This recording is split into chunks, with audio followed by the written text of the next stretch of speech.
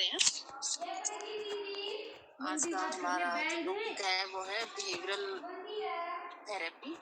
Therapy. और behaviour therapy के अंदर हम कुछ टेक्निक जो है वो कर चुके हैं। कौन कौन सी टेक्निक कर चुके हैं हम बिहेवियर थेरेपी में? मैम एक ही की थी हमने कल, सिस्टमैटिक डिसेंसिटाइजेशन। हाँ, चलिए तो नेक्स्ट जो है आज हम करेंगे एवर्जन थेरेपी। तो एवर्जन थेरेपी के माध्यम से कैसे मेल अडेप्टिव बिहेवियर को जो है वो अडेप्टिव कर सकते हैं। इसके अंदर टेक्निक तो इसके कोई भी चाहे टेक्निक है उसके अंदर हम, क्योंकि जो बिहेवियरल मॉडल है वो ये मानता है कि जो भी मेल अडेप्टिव बिहेवियर है हम उसको सीखते हैं, और अगर हम किसी चीज को सीख रहे हैं तो उन्हीं नियमों के माध्यम से, उसी कंडीशनिंग के माध्यम से हम उसको जो है खत्म भी कर सकते हैं। उसी ऑपरेंट कंडीशनिंग के माध्यम से अगर हम सीख रहे हैं तो उन्हीं कंडीशनिंग के माध्यम से हम उन बिहेवियर को जो है वो खत्म भी कर सकते हैं और अडेप्टिव बिहेवियर को जो है अपना सकते हैं एक तरह से। तो इसके लिए आवर्जन का मतलब ही एक तरह से इसके अंदर जो है जो स्टिमुलस है वो एक तरह से पेनफुल जो स्टिमुलस है वो दिया जाता है अगर कोई मेल अडेप्टिव बिहेवियर करता है। अगर कोई एक पर्टिकुलर व्यक्ति है, मान लो कोई व्यक्ति है और वो अल्कोहल ले रहा है या स्मोकिंग कर रहा है, तो अगर उसकी इस हैबिट को छुड़ाना हो तो वहां पर हम अल्कोहल को छुड़ाने के लिए आवर्जन जो थेरेपी है इसका इस्तेमाल कर सकते हैं। और ये आपने कई बार सुना भी होगा इस टेक्निक को कि किसी की अगर शराब छुड़ाई जा रही है तो वहां पर जो है ना जो दवाइयां हैं वो ऐसी दी जाती हैं ताकि जो अल्कोहल है उसके लिए उसके अंदर एक ऐसी कंडीशनिंग पैदा हो जाए कि अगर मैं अल्कोहल पीऊंगा तो मेरे सारे जैसे एक बेचैनी हो जाएगी। उसके लिए एक तरह से एलर्जी पैदा करना, उसके लिए एक तरह से व्यक्ति उसको चाहेगा ही नहीं कि मैं ये काम करूं। क्यों? क्योंकि उसके साथ ऐसे पेनफुल स्टिमुलस उसके अंदर ऐड कर दिए जाते हैं और उनका जो पेनफुल जो एक्सपीरियंस होता है वो ऐसी कंडीशनिंग पैदा करता है कि व्यक्ति उस चीज को लेना ही नहीं चाहेगा, उससे दूर रहना चाहेगा। और पेनफुल स्टिमुलस हम इसीलिए देते हैं ताकि व्यक्ति उस व्यवहार से दूर रहे। तो अल्कोहल भी जब अगर किसी की जो है वो इस आदत को अगर छुड़ाया जाता है, इस मैलेडेप्टिव बिहेवियर को अगर छुड़ाया जाता है तो वहां पर पेनफुल जो ड्रग्स हैं पहले वो दे दी जाती है, उसकी वजह से उसके अंदर अल्कोहल के लिए एक जो है वो अवर्जन पैदा हो जाता है। तो वहां पर हम इस टेक्निक का इस्तेमाल करते हैं। तो इसके अंदर जो है वो एक तरह से जो रीइंफोर्समेंट के नेगेटिव रीइंफोर्समेंट एक तरह की दी जाती है, यानी कि जो एक तरह से क्लासिकल कंडीशनिंग का इस्तेमाल करके है और इस चीज को हम जो है वो दूर भी कर सकते हैं। अब ये क्या है इसका पॉजिटिव या नेगेटिव क्या पॉइंट है इस टेक्निक के? तो एक तो जब ये टेक्निक अपनाई जाती है तो इसके कोई ज्यादा साइड इफेक्ट नहीं है और इसके अंदर कोई बहुत ज्यादा चीजें जो है वो कोई स्पेसिफिक जो मेडिकल कर्मचारी है और इस तरह के जो विशिष्ट जो उपकरण है उनका भी प्रभाव जो है इसके ऊपर पड़ता है। तीसरा जो है इसको इस टेक्निक के मैम आपने अभी क्या बोला, एक बार प्लीज रिपीट करना।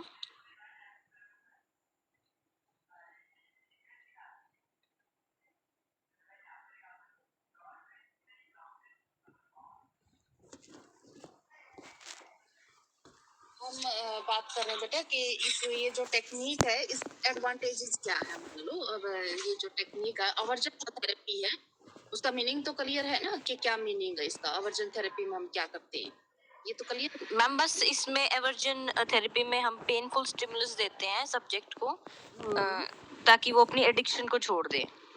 हाँ, यानी कि जैसे ही व्यक्ति जो है मैलएडेप्टिव बिहेवियर करता है तो उसको जो है आवर्जन स्टिमुलस दे देते हैं, एक तरह से जो है एक तरह से पेनफुल स्टिमुलस दे दिया जाता है ताकि व्यक्ति उस व्यवहार को दोबारा ना करे। यानी कि इसके अंदर हम नेगेटिव रीइंफोर्समेंट का इस्तेमाल करते हैं।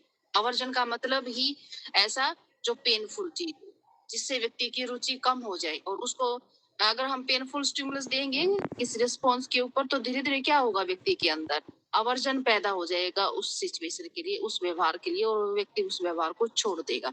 तो यहाँ पर एक तरह से हम नेगेटिव रीइंफोर्समेंट का इस्तेमाल करके जो मेल एडेप्टिव बिहेवियर है उसको छुड़वाया जाता है, और वो धीरे धीरे उस एक्टिविटी के लिए व्यक्ति के अंदर आवर्जन पैदा हो जाता है, रुचि पैदा होने की उसका व्यवहार व्यक्ति जो है छोड़ देता है। एक तो ये बात की हमने। फिर हम बात कर रहे हैं कि इसकी क्या एडवांटेजेस हैं इस टेक्निक के, कहाँ कहाँ हम इसको इस्तेमाल कर सकते हैं।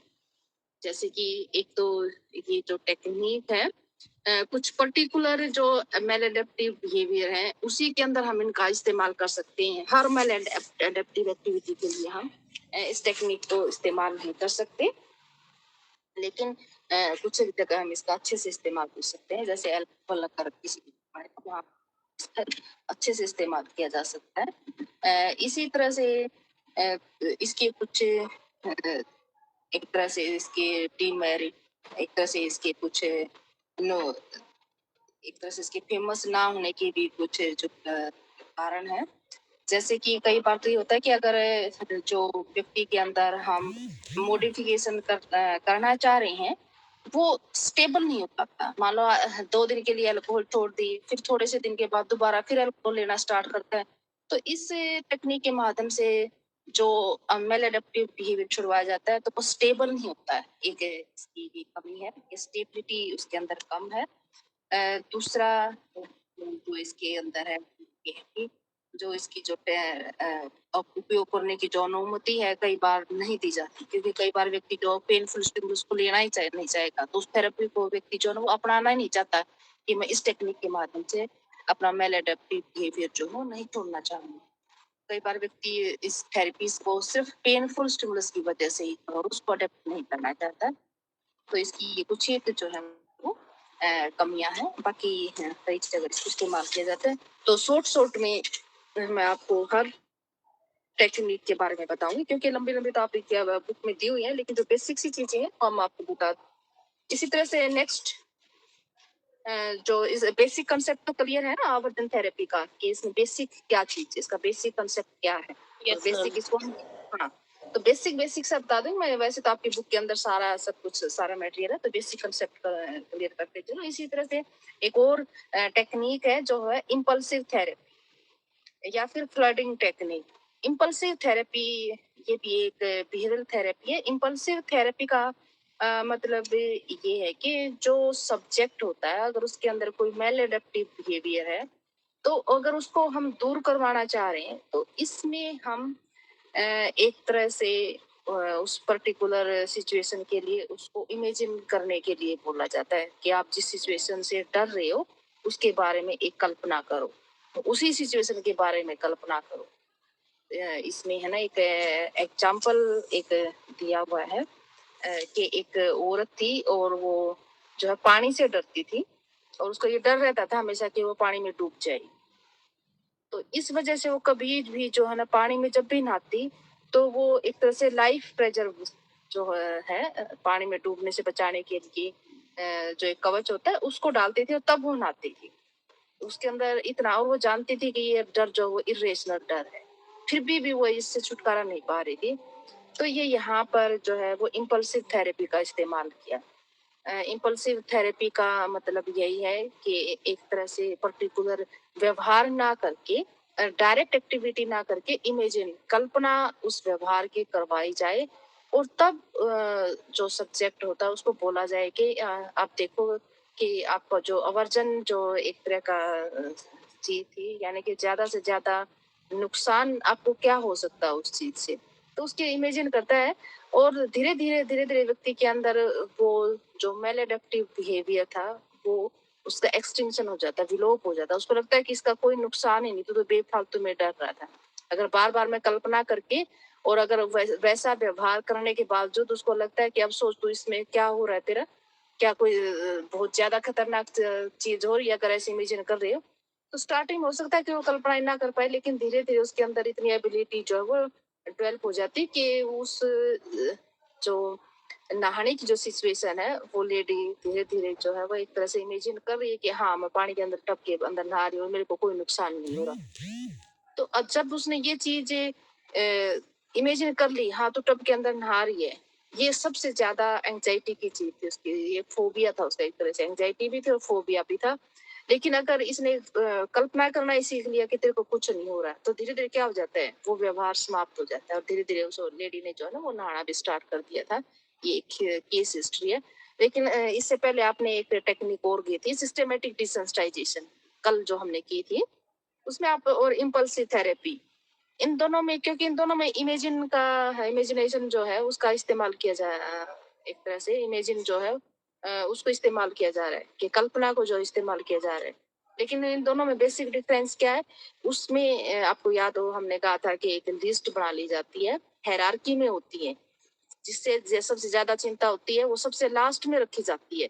उससे पहले कई सारी सिचुएशन बनाई जाती हैं और वो कल्पना करने के लिए बोला जाता है सब्जेक्ट को। लेकिन इसमें क्या होता है कि जो सबसे ज्यादा जिस सिचुएशन से फोबिया है, जिस सिचुएशन से डर है, सिर्फ वही जो सिचुएशन होती है उसी को इमेजिन करने के लिए बोला जाता है। तो इन दोनों के अंदर यही डिफरेंस है। यहाँ सिर्फ उस सिचुएशन के लिए बोला जाता है जो उसके लिए पेन, जो उसके लिए कहीं ना कहीं ज्यादा एंजाइटी पैदा करने वाली है। तो सबसे ज्यादा एंजाइटी पैदा करने वाली चीज है, और वहां पर हम ये लिस्ट बना रहे थे कि सबसे कम जो एंजाइटी पैदा कर रही है उस सिचुएशन से स्टार्ट करते थे। बाकी दोनों सेम ही है, इम्पल्सिव थेरेपी भी और सिस्टमैटिक डिसेंसिटाइजेशन भी। नेक्स्ट है एक टेक्निक, फ्लडिंग। फ्लडिंग टेक्निक के अंदर व्यक्ति के अंदर जो मैलएडेप्टिव बिहेवियर होता है उसका डायरेक्ट एक्सपोजर किया जाता है। अब किसी का मैलएडेप्टिव बिहेवियर है कि वो ऊंचे स्थानों से डर रहा है, ऊंचे स्थान पर जाने से डर रहा है, ये उसका मैलएडेप्टिव बिहेवियर है ना, कि ऊंचे स्थान जाने से कोई नुकसान नहीं होता, ये इरेशनल थिंकिंग एक तरह की। लेकिन है उसको, क्योंकि उसको फोबिया है कोई पर्टिकुलर व्यक्ति है।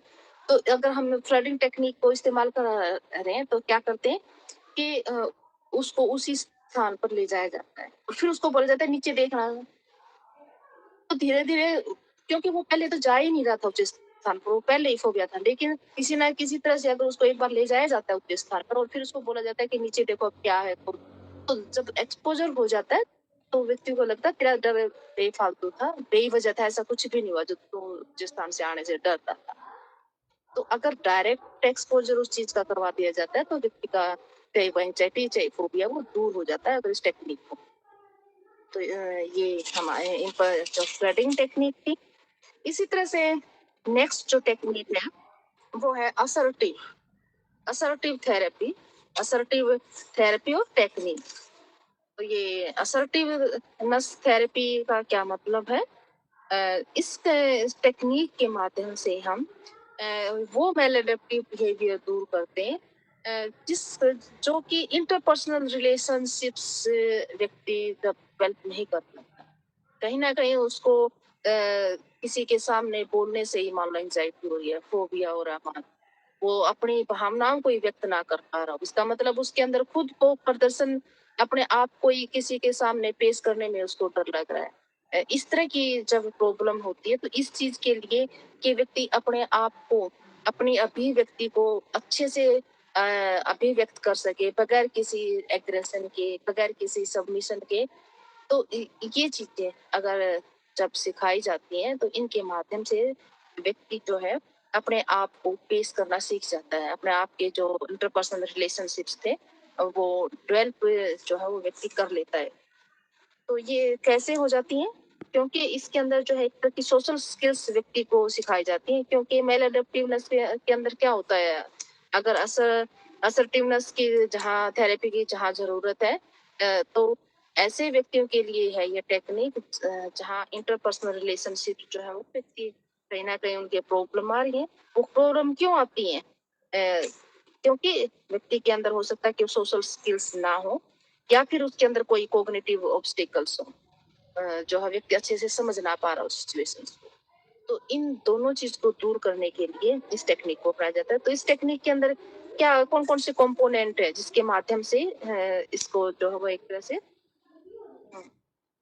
किया जाता है। तो सबसे पहला जो इसमें सबसे पहले यह देखा जाता है कि जो असर्शन है वो क्या चीज है, कि जहाँ जिस दो इंटरपर्सनल रिलेशनशिप है सबसे पहले तो उससे रिलेटेड वो क्या कमी है, क्या कहाँ क्या कमी है उस चीज को नोट किया जाता है एक तरह से।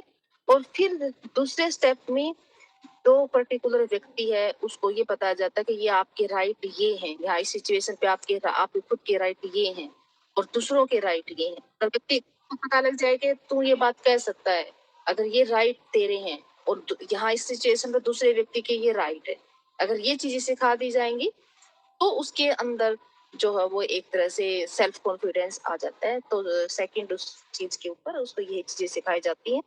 तीसरा जो स्टेप है उसके अंदर मैम प्लीज ये 2 स्टेप्स दोबारा रिपीट करना। एक तो जो फर्स्ट जो है सबसे पहले तो जो असर्शन है उसी को डिफाइन किया जाता है, यानी कि जिस चीज के लिए एक तरह से व्यक्ति को एंजाइटी है, उसी चीज को देखा जाता है कि उसके अंदर ये एंजाइटी क्यों है, किस सिचुएशन से एंजाइटी उसको है और कौन किन किन चीजों की उसको जरूरत है, वो सारी चीजें नोट की जाती हैं। और ताकि व्यक्ति जो है वो एक तरह से कई बार ये कहते नहीं है, कोई व्यक्ति अपनी बात करता है और वो जल्दी गुस्से के साथ कह रहा है, लेकिन उसी व्यक्ति को अगर वही चीजें बिल्कुल सावधानी बिल्कुल जो है वो आराम से कहनी सिखा दी जाए तो नेक्स्ट टाइम जो है वो व्यक्ति वो गलती नहीं करेगा, क्योंकि उसको उस समय उसको ट्रेनिंग दी होती है। और वो व्यक्ति तभी ट्रेनिंग ले पाएगा जब उसके अंदर जो है उसको पता होगा कि तेरा राइट क्या है, दूसरे का राइट क्या है। तो वो चीजें एक तरह से सेकंड पॉइंट के अंदर जो है वो बताई जाती है कि व्यक्ति के खुद के अधिकार क्या है और दूसरे के अधिकार क्या है। क्योंकि कई बार तो व्यक्ति इसलिए नहीं बोलता, कहीं तू बोल दे तू गलत हो, कहीं तूने ये बात कह दी और तू गलत साबित हो जाए।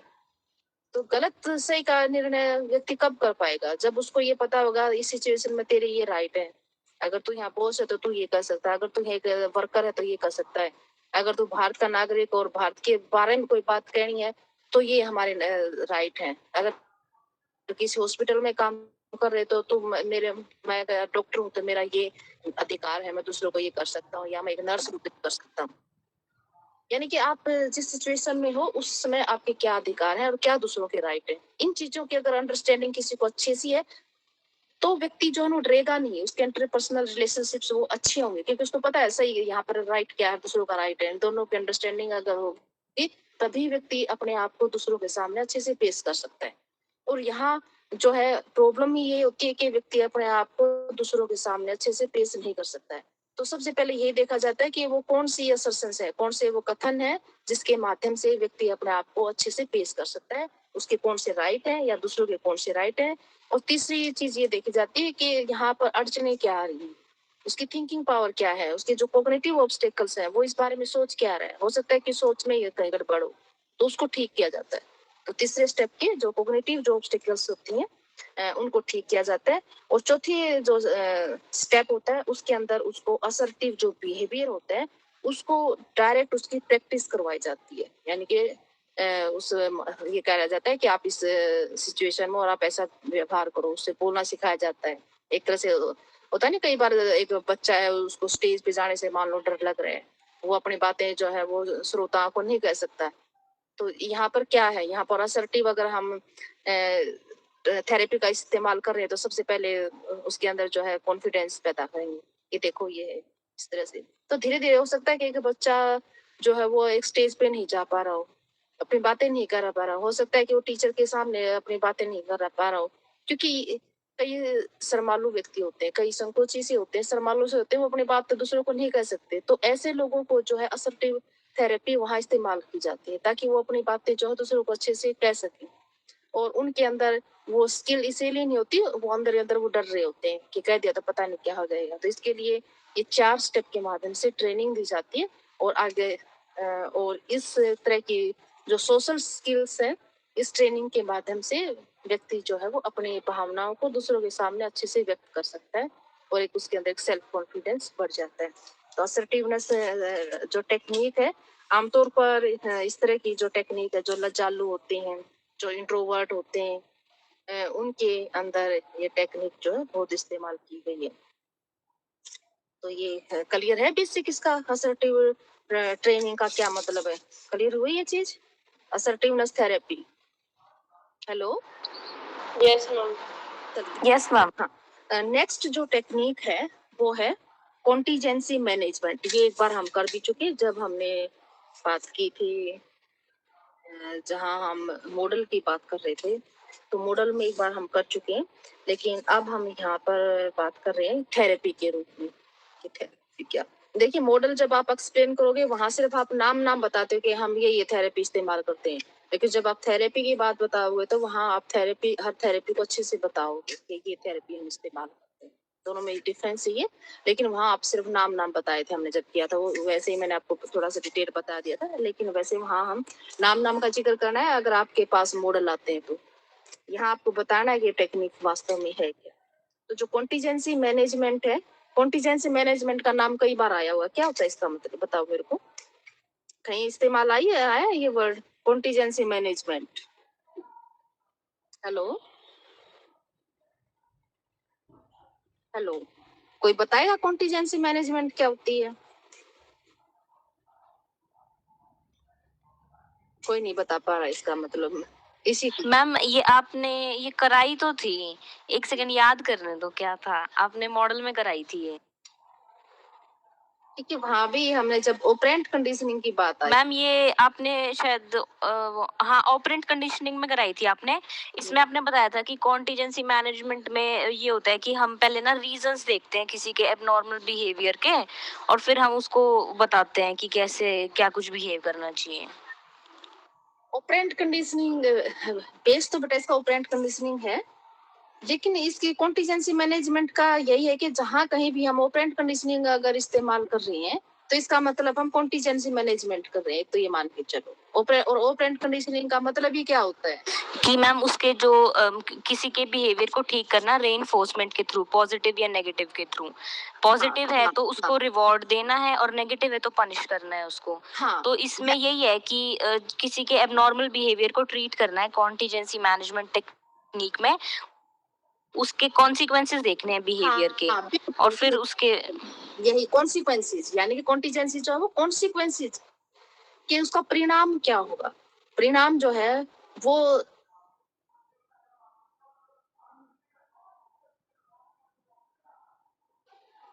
जब हम डिजायर्ड बिहेवियर चाह रहे हैं, तब हम उस डिजायर्ड बिहेवियर की अगर स्ट्रेंथ बढ़ाना चाहते हैं तो हम पॉजिटिव रिइंफोर्समेंट देते हैं, और अगर हमारा डिजायर्ड बिहेवियर ये है कि आगे से इस बिहेवियर को मिटाना है, स्ट्रेंथ कम करनी है, तो हम नेगेटिव रिइंफोर्समेंट देंगे। तो डिजायर्ड बिहेवियर हमारा जो है, पर्टिकुलर व्यक्ति जो बिहेवियर कर रहा है उसको बढ़ाना भी हो सकता है और उसको घटाना भी हो सकता है। घटाने के लिए हमेशा नेगेटिव रिइंफोर्समेंट, बढ़ाने के लिए हमेशा पॉजिटिव रिइंफोर्समेंट का इस्तेमाल करें। यानी कि यहाँ पर जो एक तरह का जो परिणाम है, कॉन्सिक्वेंसेस क्या होंगे, जो परिणाम क्या होगा, उस परिणामों को एक तरह से हम मॉडिफिकेशन कर रहे हैं, परिणामों के अंदर हम वेरिएशन कर रहे हैं, पॉजिटिव देंगे या नेगेटिव देंगे। रिस्पॉन्स के बाद जो है हम परिणाम क्या चाह रहे हैं, हम जो है वो इससे क्या चाह रहे हैं, डिजायर्ड बिहेवियर क्या चाह रहे हैं।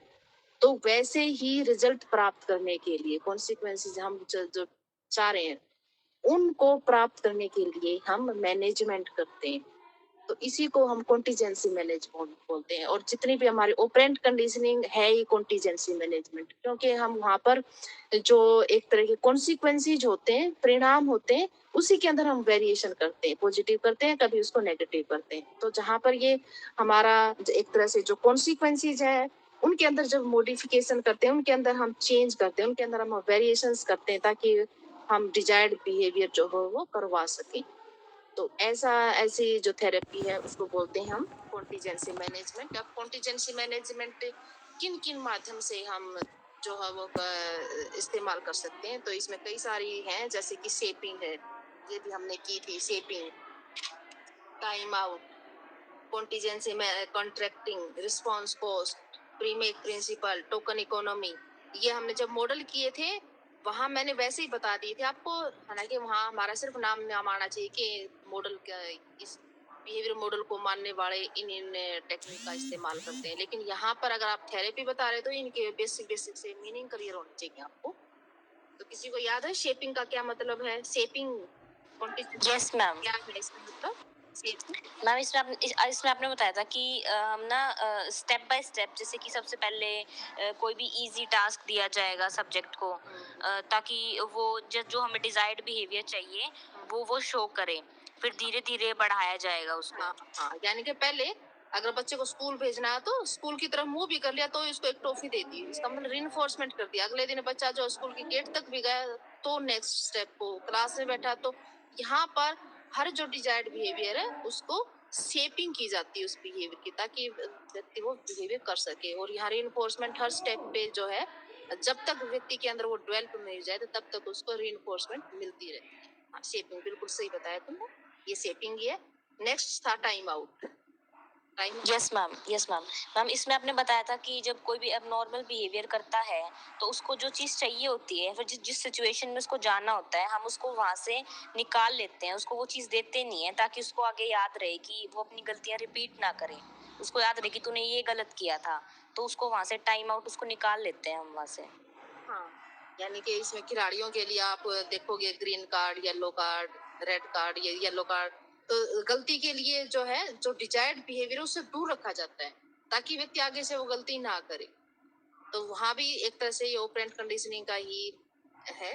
नेक्स्ट जो है वो कॉन्टीजेंसी कॉन्ट्रैक्टिंग, ये सारे यस मैम। आप इसमें बताते हैं कि कॉन्ट्रैक्ट बनाया जाता है क्लाइंट के बीच में और थेरेपिस्ट के बीच में, और अगर क्लाइंट जो है वो डिजायर्ड बिहेवियर शो कर रहा है तो वो कॉन्ट्रैक्ट में दिया जाता है कि अगर तुम ये करोगे तो तुम्हें ये मिलेगा, तुम ये करोगे तो तुम्हें ये मिलेगा। तो वहाँ पे पॉजिटिव और नेगेटिव रीइंफोर्समेंट दी जाती है उसको, जैसे ही वो बिहेव करता है। हाँ, यानी कि पहले ही कॉन्ट्रैक्ट हो जाता है दोनों के बीच में, बिल्कुल सही बात। रिस्पॉन्स कॉस्ट, ये भी मैम इसमें आपने बताया था कि क्लाइंट को पनिश करना है या फाइन करना है उसको अगर वो एबनॉर्मल बिहेव करे तो। मेल अडेप्टिव बिहेवियर करे, जैसे मान लो हमें हेलमेट नहीं पहन रखा, तो हेलमेट नहीं पहन रखा उसके लिए फाइन क्यों करते हैं? क्योंकि उसने मेल अडेप्टिव बिहेवियर किया हुआ है। तो इसलिए हम उस रिस्पॉन्स की कॉस्ट ले लेते हैं ताकि आगे से वो व्यक्ति वो व्यवहार ना करे। सीट बेल्ट नहीं लगा रखे, आमतौर पर ये दैनिक जीवन की जो चीजें हैं इनमें भी हम ऑपरेंट कंडीशनिंग का इस्तेमाल करते हैं। अगर किसी के अंदर अडेप्टिव बिहेवियर, बेल्ट लगाना अगर डेवलप करना चाह रहे हैं, तो जैसे ही वो बेल्ट जिस दिन नहीं लगाए उसके हम उस रिस्पॉन्स की कॉस्ट ले लेते हैं ताकि व्यवहार आगे से वो ठीक कर सके। हाँ, ये रिस्पॉन्स कॉस्ट भी है। नेक्स्ट था प्रीमेक प्रिंसिपल। मैम ये याद नहीं है। हाँ, ये क्योंकि ये था ही नहीं, करवाया ही नहीं था। और टोकन इकोनॉमी। हाँ मैम इसमें आपने बताया था कि उसको टोकन दिया जाता है या फिर मनी या फिर जो उसको चीज अच्छी लगती है, ताकि अगर वो डिजायर्ड बिहेवियर कर रहा है तो वो उसको रिपीट करता रहे। हाँ हाँ, ये बिल्कुल ही, यानी कि एक इसमें प्रीमेक, ये उस दिन नहीं बताया था। प्रीमेक प्रिंसिपल का मतलब ये होता है कि इसमें हम जो डिजायर्ड बिहेवियर करवाना चाह रहे हैं, तो कई बार व्यक्ति को डिजायर्ड बिहेवियर करवाना चाह रहे हैं उससे भी ज्यादा अट्रैक्टिव जो बिहेवियर होता है वो रिइंफोर्समेंट के रूप में दिया जाता है। जैसे कि एक बच्चा है, तो उसको हम ये कहें कि जब तक तुम ये जो है होमवर्क दिया हुआ उसको, मान लो ये मैथ का काम नहीं करोगे तो तुम्हें खेलने नहीं दिया जाएगा, तुम पहले अपना ये काम करो फिर तुम्हारे को खेलने की छूट दी जाएगी, तुम खेल सकते हो। इसका मतलब क्या है, यहाँ पर क्या रिइंफोर्समेंट मिल रही है? खेलना के लिए उसको समय मिलेगा। तो खेल जो पहले का काम करो, पहले अपना ये मैथ का काम करो, उसके बाद तुम्हें खेल नहीं दिया जाएगा। तो यहाँ पर हमारा डिजायर्ड बिहेवियर क्या है? उससे होमवर्क करवाना। डिजायर्ड बिहेवियर हमारा होमवर्क करवाना है, लेकिन इसको रीइंफोर्समेंट क्या मिल रही है कि जैसे ही वो उस काम को पूरा करेगा उसको खेलने के लिए बाहर जाने दिया जाएगा। तो जो डिजायर्ड बिहेवियर है उससे ज्यादा अट्रैक्टिव बिहेवियर के रूप की जो है वो उसको रीइंफोर्समेंट दी जाती है ताकि व्यक्ति डिजायर्ड बिहेवियर को कर। तो इसको बोलते हैं हम प्रीमेक प्रिंसिपल। कई जगह काम आता है प्रीमेक प्रिंसिपल, ये कर लो तभी आपको जाने दिया जाएगा, 2 घंटे मान लो कोई काम है आप ये कर लो तभी ये करना दिया जाएगा, कई जगह इस्तेमाल करते हैं। तो ये भी टेक्निक है प्रीमेक प्रिंसिपल। क्लियर हुआ Premack principle? Yes ma'am, yes ma'am. तो ये सारी हमारे एक तरह से जो थी सारी कॉन्टीजेंसी मैनेजमेंट थे। इसमें जो रिस्पॉन्स है एक तरह से उनके कॉन्सिक्वेंसेस को हम एक तरह से कंट्रोल करके व्यवहार करवा रहे हैं। तो ये सारी टेक्निक कॉन्टीजेंसी मैनेजमेंट की है।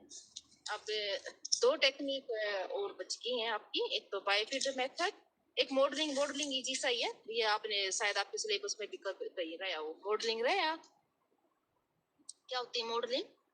कभी आए आपके मॉडलिंग?